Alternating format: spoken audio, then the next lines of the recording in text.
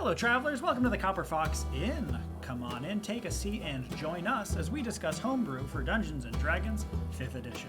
My name is Thomas the Human Bard. I'm joined today by... Mercy the Tiefling Wizard. Onog the Half-Orc Barbarian. And Bean the Rock Gnome Rogue.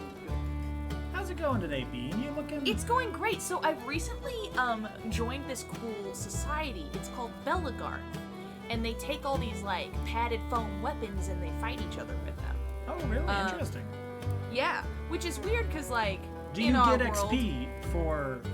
Like, does it count towards leveling up? Oh, no, absolutely not at all. In fact, probably it levels you down a little bit. Oh. No, not at all. And I know that we fight each other normally and all the time, but, like... Yeah, we've all killed each other multiple times. Yes. I started joining this, like, only a few days ago, and I absolutely love it, and it's super great.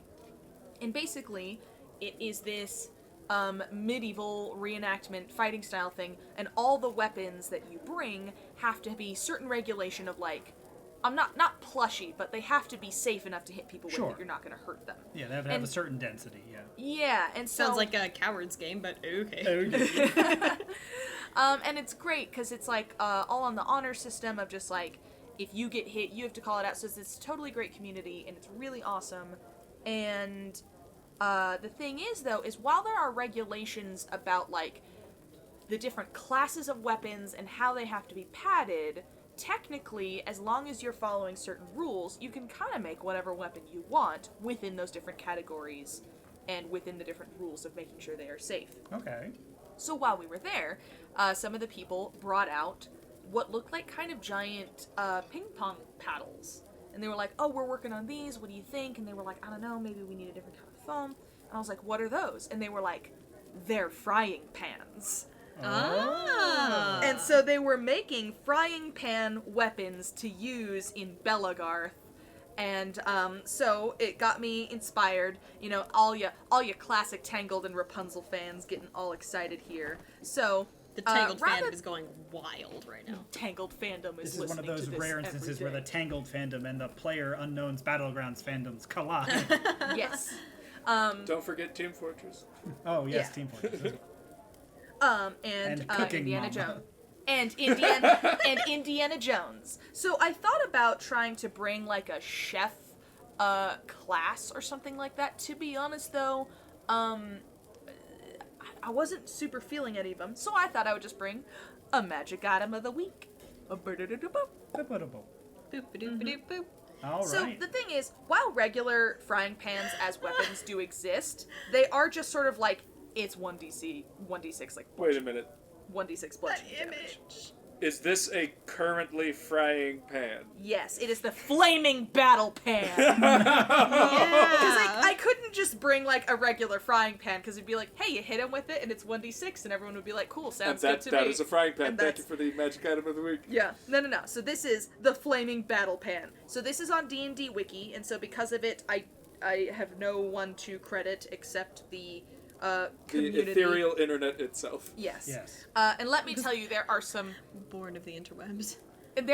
interesting magic item battle pans out there.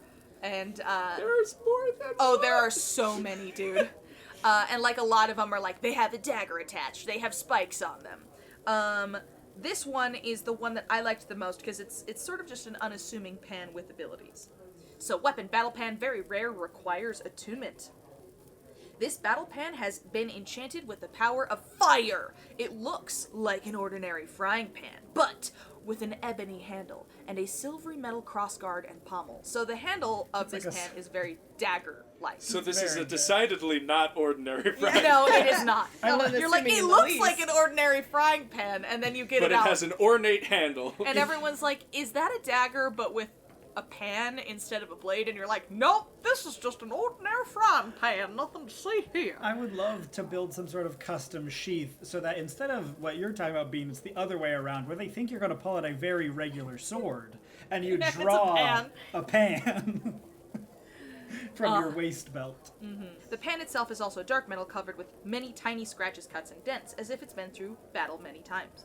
Somehow the pan always feels warm to the touch, while the handle always remains cool to the touch. This weapon has all the abilities a flame tongue weapon has, in addition to the following abilities. You gain +1 to attack and damage rolls with this magic weapon. Very good. You can cast Fireball as a 5th level spell with a spell save DC of 16, using your pan to hit the ball of fire in the direction you want, like a tennis racket. Oh my god. It's a real Mario tennis situation up in Absolutely.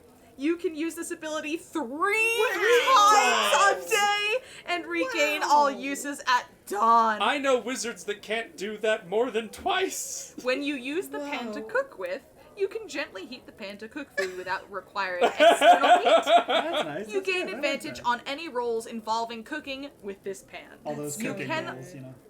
You cannot use the incapacitating ability of the battle pan while it's ablaze, It has which an I think is incapacitating stupid. ability?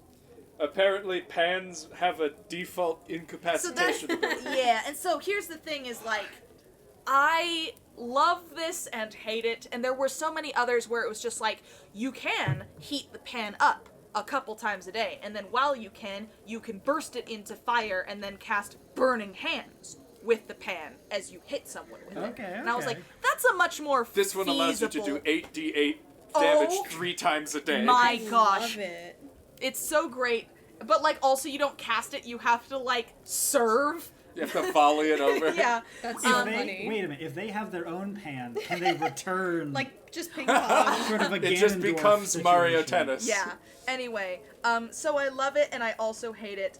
What I would actually love to see though is a frying pan that if they don't know you're behind them and you get like a perfect headshot, which I know there aren't mechanics for it, but like if you get sneak attack with it, it automatically incapacitates, which it seems to hint at here, but Yeah. doesn't say. It's it under, does.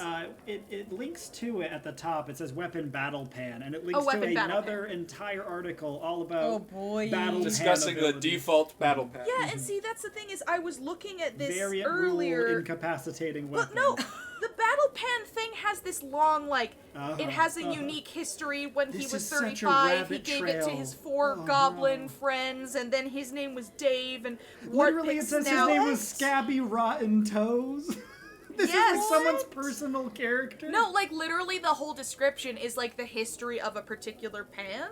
Hey guys, did you know that D&D did you know Wiki that is this so battle good. pan is versatile, and if you wield it two-handed, it's 1d6? Love it. Did you know you can dual wield a pan? Okay, oh no, my here at the God. bottom We'd have to of have Battle two. Pan. Guys, Yeah. we have to go on a journey. At the bottom of Battle Pan, it says variant rule incapacitating weapon. All right, let's go down this wiki. Problem. If we click on that, Problem. That page has been deleted. Finally, this is over. warning, you are recreating a page that has been previously That's so deleted. good. This is the experience of D&D Wiki, though, for real. It's Oh my gosh. a wonderful and dangerous place to explore. It's sort of its own plane of existence, really. In a way. Absolutely. Yeah. It's definitely chaotically aligned. Yeah, for sure. Oh, man. But anyway, we tried to follow that and see. I just want, though, while I love pans that shoot fire, or like a magic pan that you can cook with, and since it gets hot, it does fire damage when you hit someone with it. I love that. Very But good, very good. I just want a very simple pan that just has that classic ability, you hit someone with a pan and they out, you know? But you gotta get that, like, it's normally just a 1d6, but man, if you clock them just right, poof, they hit the floor. The bonk you know? ability. Yeah. But there does seem to be a common theme of, like, magic pans that can heat up to cook with. And if you can heat it up to cook with it, you can definitely heat it up to burn someone. Definitely. So, anyway, someone took that concept and raholed with it, and it Yeah. seems that almost everyone else who has tried to make a battle pan of sorts has either made just like, it's a pan and you hit people with it, or like, this pan belonged to my grandfather and his And father. it killed God once. Yeah, like and it can shoot a genie at someone. Like, everyone takes it either not far enough or too far. And so, That's D&D In Wiki the- for you, though. Yeah. in the future, though, I'm going to scour, the internet and find the best pan weapon.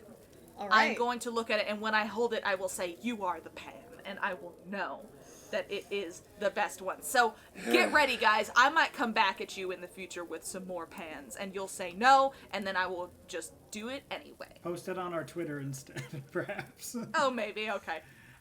We'll. I would love to see a sort of entire cooking utensil kit that you put together. You're Oh, like, there this is- spatula deals psychic damage, and this. Oh no, there was another one where it was magic and not as a weapon, but just like they packed into each other in a really small space, and it was like no liquids or foods will ever stick to this pan, and I was like, I love it. Very good. Yeah, some It good doesn't have friction. It's friction. If you try to like surf down something on this pan, you'll go at the speed of light. I looked so hard to find a good pan, and this was basically the best, and it's still too crazy.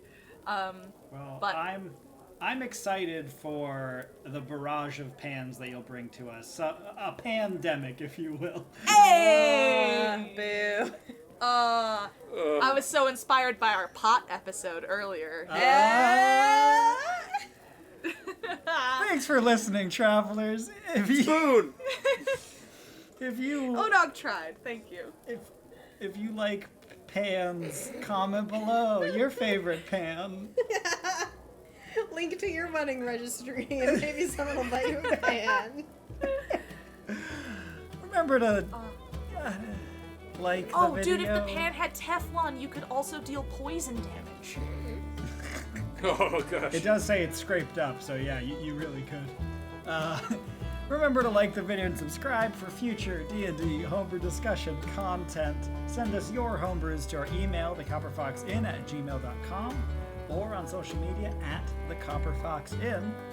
And until next time, pan on adventuring. Pandemic. Pan. I'm a man with a pan.